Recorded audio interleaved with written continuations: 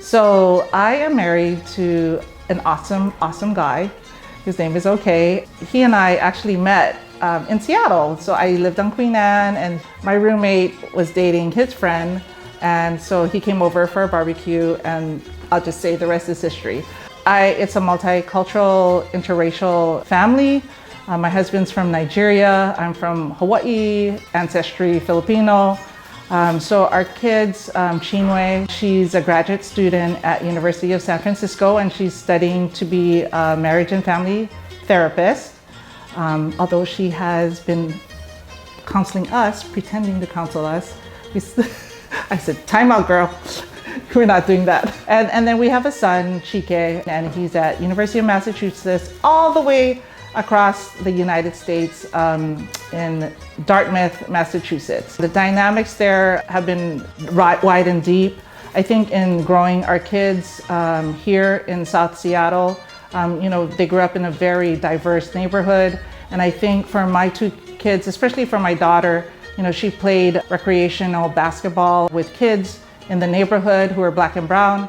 But when she went to Seattle Prep, she started to question, the dynamics between what was going on in a predominantly white institution.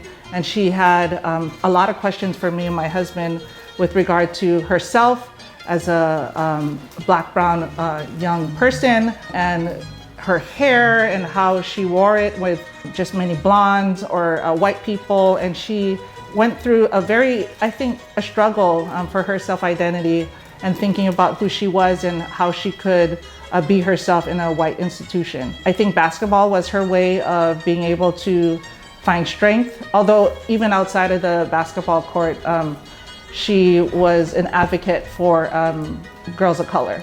Chike, on the other hand, there's a dynamics between boys and girls, and when he was at Seattle Prep as well, the dynamics were slightly different because I think our culture kind of reveres athletes, and here he was being in this white institution, yet the same experiences that my daughter was having, he had, but it was somewhat opposite because he was an athlete, he was male. So as far as growing Filipino Black children, I think for me what was really important was that for them to understand where they came from and to know their roots. So as they were growing up, I always talked to Chinwe and Chike about their roots.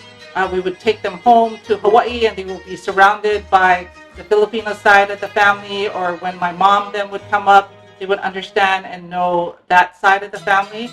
When they started to experience some of this microaggressions and just some prejudices against, their skin color or the way their hair was, there was a lot of anger actually. So, when you're working in education, for me as an educator, I just got super angry.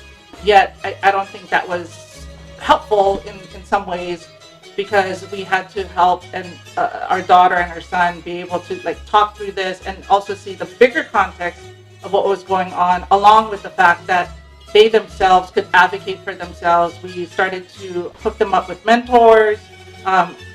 When I went to the school, and as a person of color, a Filipina, I mentioned their experiences to the school, and then I ended up on the board of Seattle Prep.